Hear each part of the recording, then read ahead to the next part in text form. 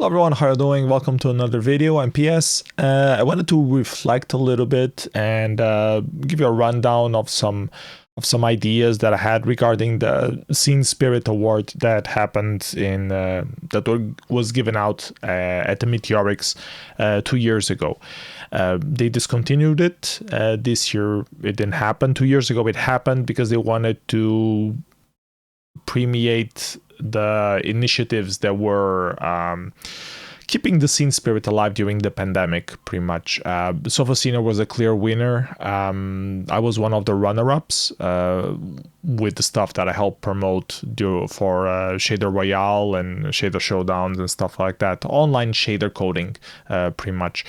And there were other interesting projects there that I felt that needed some more highlight. If you're a foreigner and people tell you Meteoriks is where you have all the interesting cool about the demo scene, and you see this category, you will see some projects that will help you understand what the demo scene is about a little bit more, a little bit better, maybe. So I was a bit weirded out that they wanted to not have it this year. We had a discussion at the jury. I was part of the jury this year at Meteoriks. We had a discussion. They wanted to keep the number of categories low, below 12, so the show wouldn't be too long, pretty much, which is a valid excuse, just as any. And so they decided to replace it back for the best technical achievement award, or the Can't Happen on This Machine sort of award that premiates new concepts, best ideas, or things that are not technically possible. The cat wants to jump on me. Are you going to jump, or are you going to stay there? She doesn't know. So, which is important to also give those,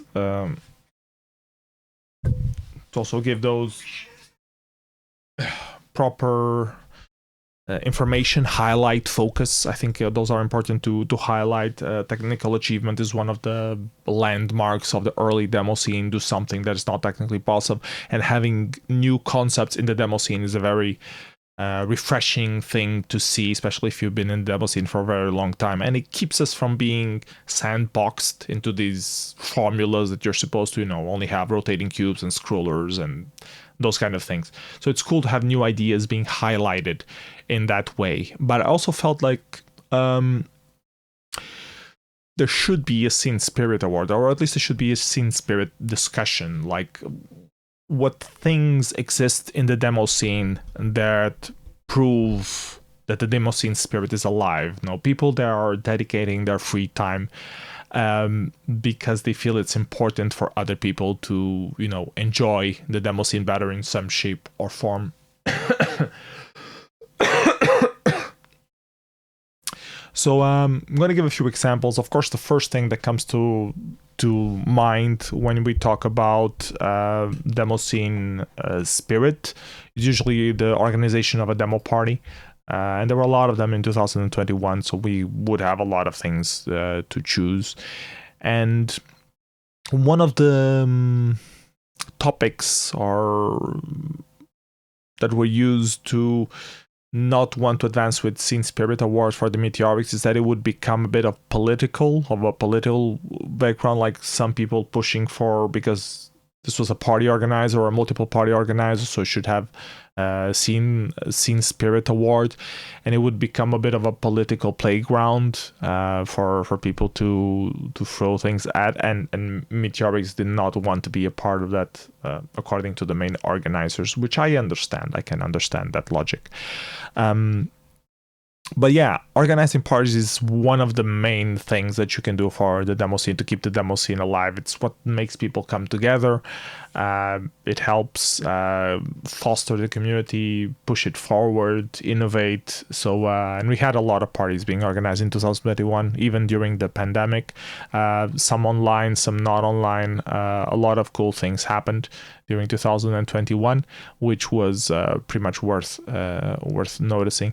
Also, with the pandemic, we had a lot more streams, and this was another point that I wanted to highlight. Twitch streams in particular give a lot more newcomers to the demo scene, because you are searching for someone doing live coding, and all of a sudden you are asking yourself, why are you coding this? And people say, okay, I'm preparing something for this demo party, and then they become interested in the demo scene. So despite all of the shit that Twitch got because of the revision break during last year, Twitch is still one of the main parties that you can recruit new people, random new people into the demo scene just from streaming there. And we have a lot of people still streaming on Twitch even after the revision incident. Field Effects, Offman, Decadence have been doing some regular live streams again. Luguber, Felice, Evil, Flopine, Rimina. There's this channel called Demoscene TV now as well, not related to the French one, to the old French one. Lynn also streams a lot of stuff as well. Bombas streams his sets as well. Mayer, Chips and Bricks, K-Dream. Probably forgetting some people, but there are a lot of people doing regular Twitch or semi-regular Twitch streams. I was one of them as well. I used to have Mystery Demoscene Theater. Unfortunately, due to my family commitments, the schedule with the kid is just horrible for having live streams in the late afternoon, which would be the premium slot for catching other Demosceners in Europe. So it's horrible for that. So I made the decision to stop streaming or only stream after midnight, which is not that interesting for most Demoscene people. So yeah, but I think streaming is very important, still is, and in the future, as we see parties going back to physical, I think streaming should remain a very important link for them. And I already seen a few parties happening that kind of neglected the live streaming. There's this new project from Scamp Scene City, which tries to give an alternative to Twitch, but I think the problem is not a lack of alternative at this point in time. I think the problem is the mindset of party organizers, that they haven't completely assimilated that live streaming should be the default high quality thing. They still see it as an afterthought, even after the pandemic. That's the feeling that I'm having from seeing this initial parties of the year happening again. But well, I could be wrong. Anyways, moving on and going back to the topic of scene spirit stuff. Live streaming has been always very important. Thumbs up for the Scene Set crew, which always had to have those kind of things, and haven't been very active during the pandemic because they've been redoing their system. But I think they will come back eventually at some point with some more stuff. But you know, Scene Set is still operating. I see it listed here at least. And I didn't have a link for them, but I will add one now, which is probably just sceneset. Yeah, sceneset.com. So yeah, I think it's also a very important service which can be highly qualified as scene spirit thing. Similar also for the Nectarine radio, which I think is called scenemusic.net nowadays. Anyways, moving on. Other things that I wanted to talk about, reflecting about scene spirit. For a lot of people, scene spirit is about rehashing the old, reliving it, and bringing more awareness to it, and that's what's really the scene spirit thing. So things like First Reality by HoloSapiens, like recreating second reality on a augmented environment, might be considered scene spirit for some, and there are a lot of wild demos that can be considered that or try to do that. I remember doing something with Genio as well for like recapping all the productions of the year and playing the soundtrack of that. That was also very interesting.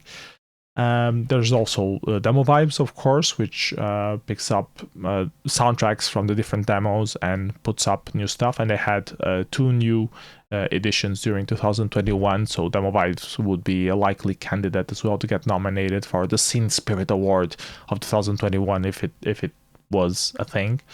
Other things, this concert by Genio, I think this is one of the epitomes of scene spirit for me, because Genio spent a whole month editing this video, just to make a concert for a virtual party in a country that doesn't exist, just to do cover songs of scene music that like 100 people, 200 people know about.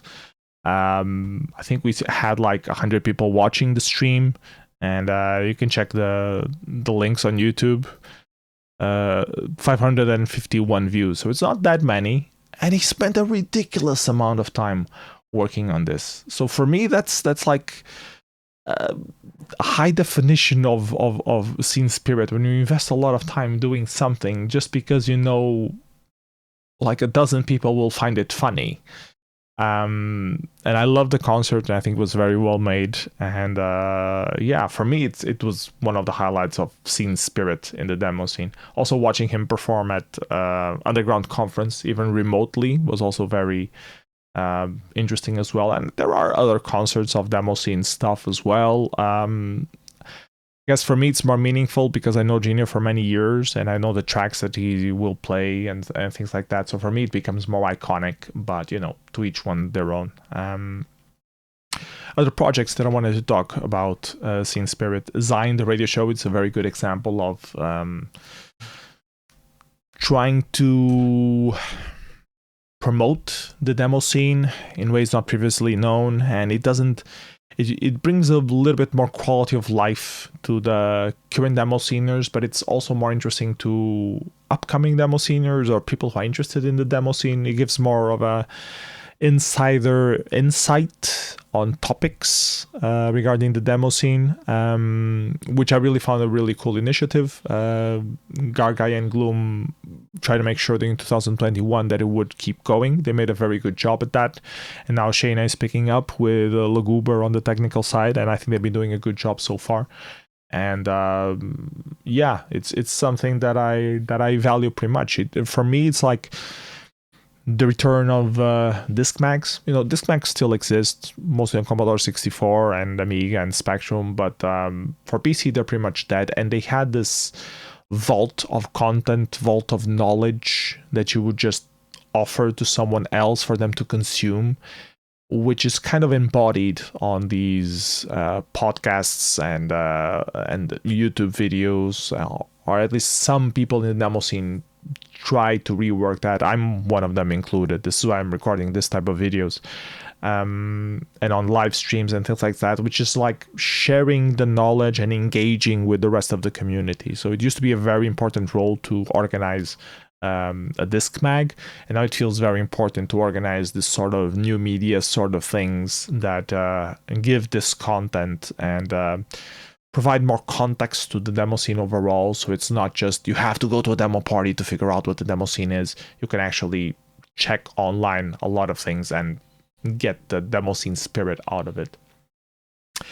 More things that could be considered high quality. Demo scene spirit, the initiative of Art of Coding. They're trying to get Demoscene listed as UNESCO Intangible World Cultural Heritage, with some pretty good results so far, already being accepted in Poland and Finland, if I'm not mistaken.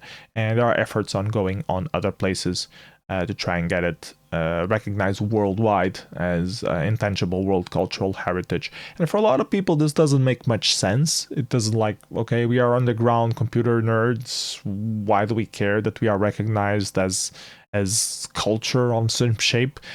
But there are a lot of people invested in doing this and pushing this forward, and it will open many doors in the future in terms of archiving, or when you want to organize an event, people will take you more seriously if you explain that it's part of a UNESCO cultural heritage. I mean, it's recognized internationally as something that has culture behind it. It's not just a couple of geeks having fun for a weekend.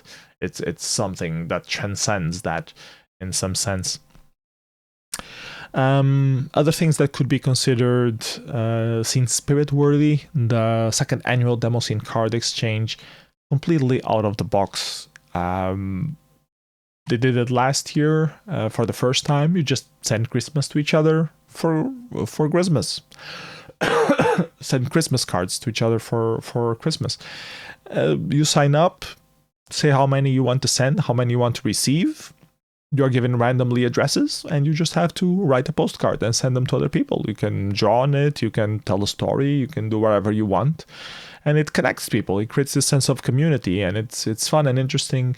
I wish I had more time for it. I didn't participate, but I definitely feel the scene spirit when I read about it and see people talking about it and how wonderful it was that they received this card, even if it's like from a demo scener that had never talked to it before in their lives.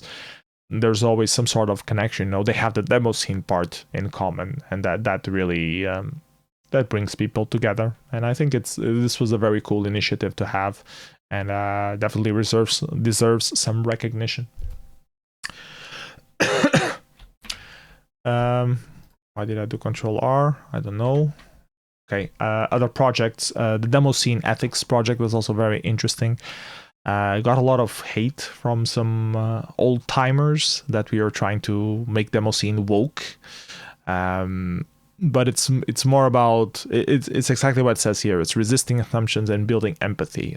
It's there are a lot of people who feel underrepresented in the demo scene, and if this text can make people more aware of that and be more careful with those things, it's a win. If it makes people angry, it's a loss, but it's not this website's fault that those people are angry at being asked to be a nice person.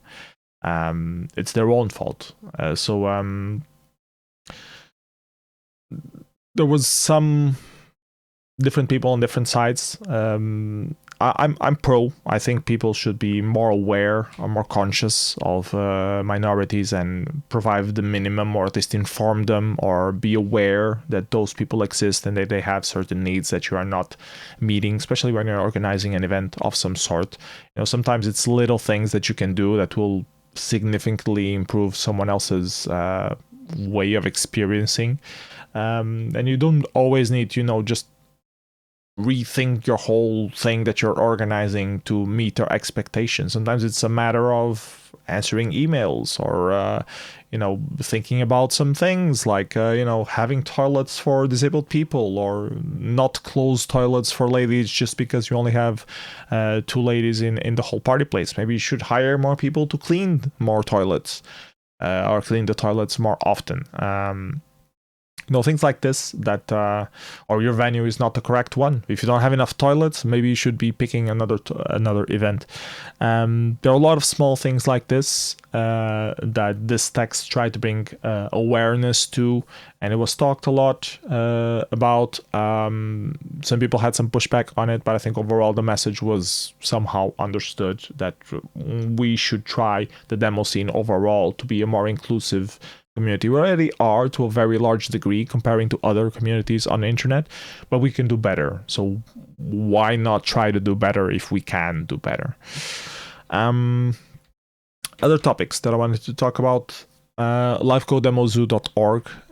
This is one of the projects that I started myself, and then Totetmat has been pretty much running it. There are a few other people who helped out, but we try to link every single shader live coding event that the demo scene had in the past, document them, have everything listed with the shaders available, and this becomes a learning tool and also an archive of things that happened. And there were a lot of early parties that didn't really care about documenting these things properly, and the shaders got lost, the information of who participated started to get lost, and we are trying to revive and recapture that information and document it in a way that people can browse and access, and later on maybe learn something out of it.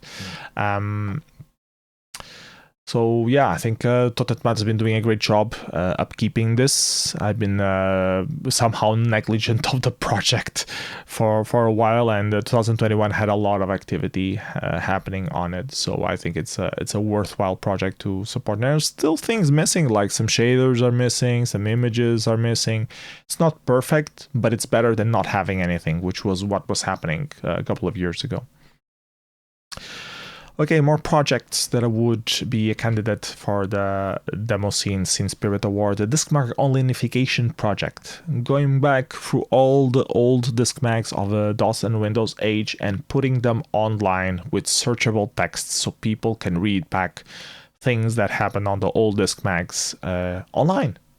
And a lot of this is very cringeworthy. There are a lot of texts on all the disc mags that you really slap your head. How did I ever read this and found this interesting? But there are also a lot of hidden gems there of things that were just hidden nowadays, and a lot of history and information that was hidden away on these disc mags that were not readable unless you had, you know, this proper emulator configured properly, which no one really bothers with this. There's some issues in terms of privacy, you know, but ultimately these were public releases. I mean, all disc mags were public releases. You knew that when you were publishing something, it would be available for other people to read.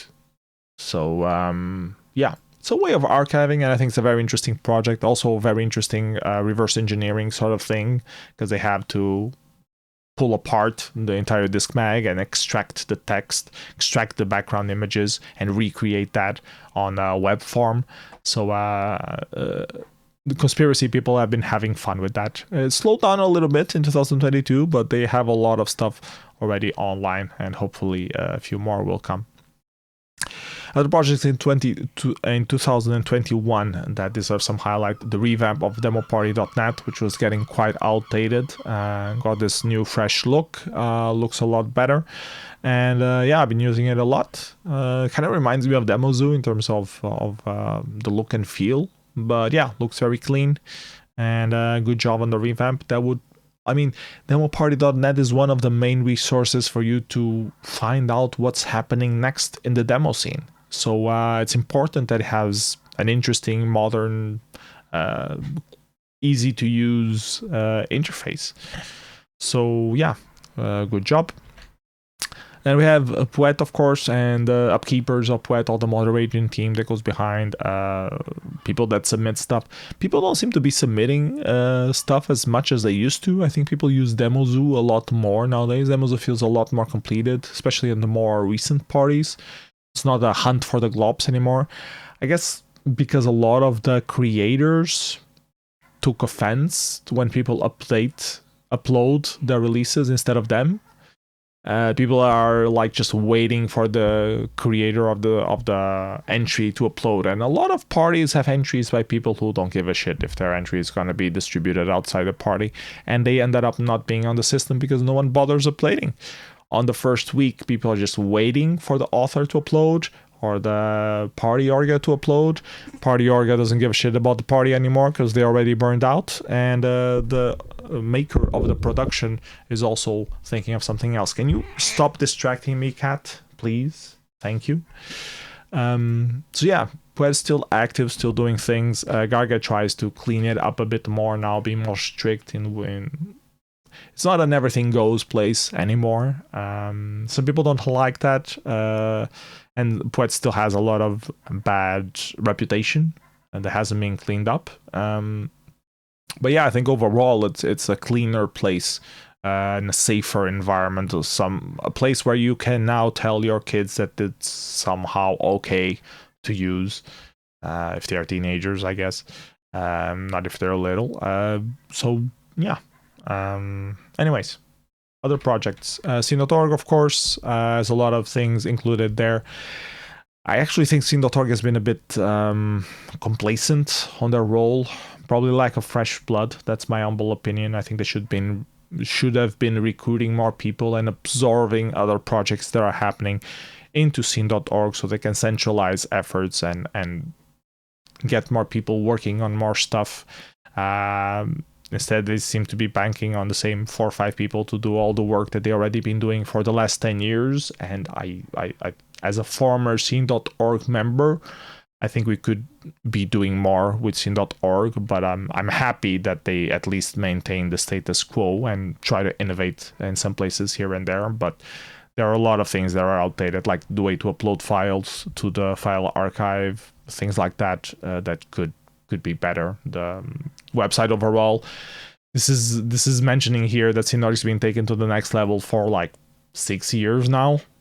So yeah, if we can't find a web developer, it's already been discussed a few times that maybe there should be like a group that gathers money and then pays developer to do the stuff for the demo scene, so that we don't have to have demo sceners who are talented people who could do the social and project management things, doing the groundwork for things that they are not particularly interested doing, like website development. Some people don't like that. Other people are very strongly in favor of that. So let's see how things evolve. So yeah, anyways, moving on. Demozu, it's been growing in popularity, I think. I think it's more used than Poet.net nowadays. They have a lot more of the entries listed, at least. Like, they try to have all the entries of all the results. Even if the link is not there, at least the name is there, so it's in the database in some shape or form. So I think it's a lot more used than Poet nowadays, and I've been using Demozu for search old productions more than I've been using Poet. One of the things that I don't like about Demozu is how they hid the real names of seniors. So sometimes I see a random demo senior on Facebook or on LinkedIn, and it just says their name, and I have no clue who they are in Demoscene land. And because they hid that functionality, because of privacy reasons, I can understand the logic behind that, but I don't support it. I think that's a stupid logic, and that, you know, if the name of the person has been associated with a nick at some point in time, it should be facilitated for people to search it, even if you are like required to have a login on the system. It would be a good enough compromise, in my humble opinion, but I don't know, privacy laws, whatever. Let's not get into it. Anyways, Demozu, a lot of good work has been done. Could easily be considered a scene spirit thing. Like, it promotes Demoscene actively with their work. Similarly, for the C64 community, CSTB also has a very strong presence on the entire Commodore 64 community. They're kind of like a hidden niche because it's hard to gain access. You need to be an active C64 user, and even then it's hard to have access to the forums and actually discuss stuff there. But in terms of an archive of a database, they have everything listed there. So if you're a Commodore 64 senior, you always end up going to CSTB, and I'm guessing it's an ongoing effort to moderate and update and that kind of stuff.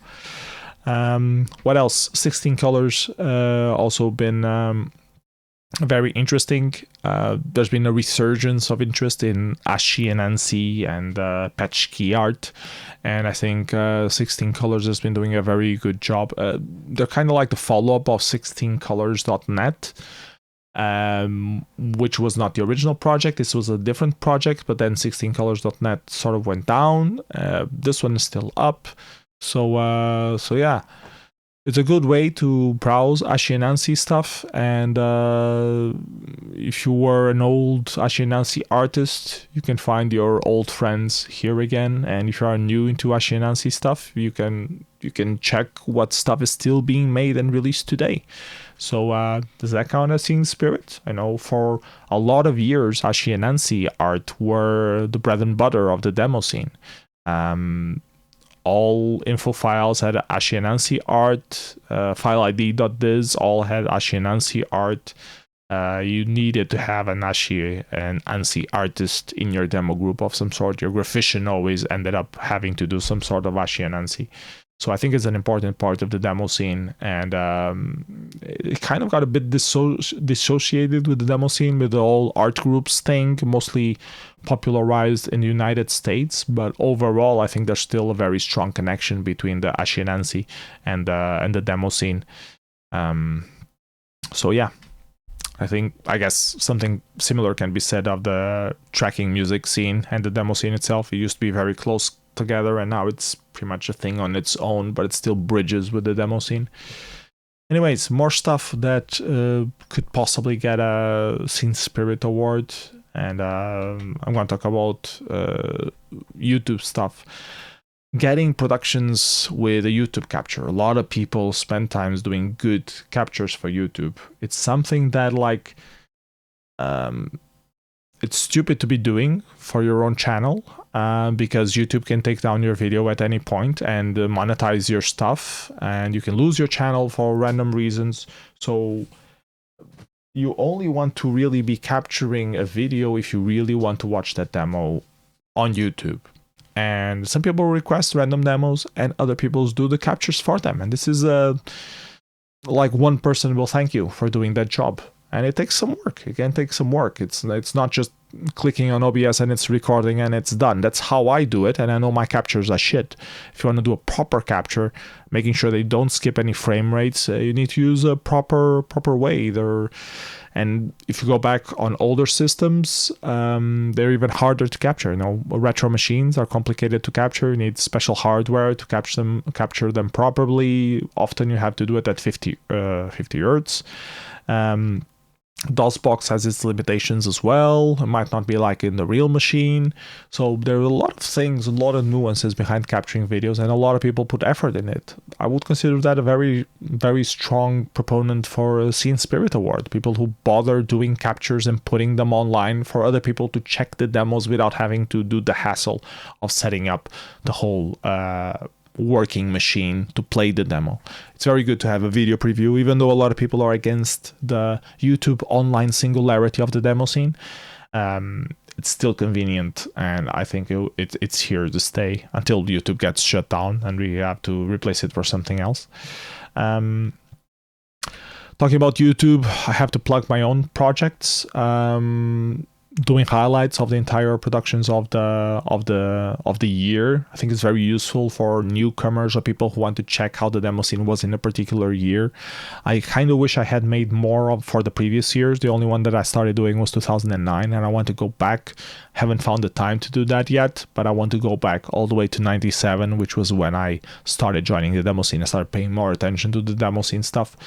Eventually, I will get back there, but yeah, I think this is a very nice way to showcase the demo scene to newcomers, and also show how the hardware changed and how the aesthetics changed in the demo scene throughout the years. To replace Mystery Demoscene Theater, I now do this Demoscene Report thing where I talk about all the news that happened in a certain month.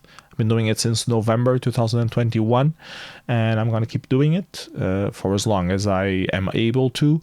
And yeah, I think I've been having good feedback on that. I don't have much feedback, but I do have some feedback, and the some feedback that I had is that it's very reliable thing to have. Like, if you haven't been paying attention to the demo scene, you can just watch this video and you are up to date with all the news of stuff that could potentially interest you or not. So maybe the format is not honed down yet, because I'm just a one-take sort of person. Maybe with some edits it would be a more interesting video. I'm not sure, but anyways, if you'd like me to get into that direction, please sponsor me on patreon.com, and I'll see if I can get someone to help me edit the stuff, or at least invest a few more hours into the videos whenever I record them. So yeah. So those are the things that I wanted to talk about, all the different projects that exist on the demo scene that could be worthy of a scene spirit for 2021. I'm very curious to hear what you say. Is there any particular project that you think should have like a stamp saying the project that promoted the demo scene the best in 2021? Do you agree with Meteoriks' decision that it would be too politicized, or it could easily get too politicized to be worth mentioning? Could we maybe be having a special sort of ceremony, you know, kind of like this video, but more polished and more official, to give it like an outsider's perspective sort of thing, to be more interesting for newcomers, and also highlight some of the stuff that Demoscene did? Let me know what you think about this idea of the whole scene spirit thing. And yeah, that's it for this video. Sorry for the long rant. Hope it was interesting for you, as it was interesting for me to prepare. And yeah, see you next video. Bye bye everyone. Take care.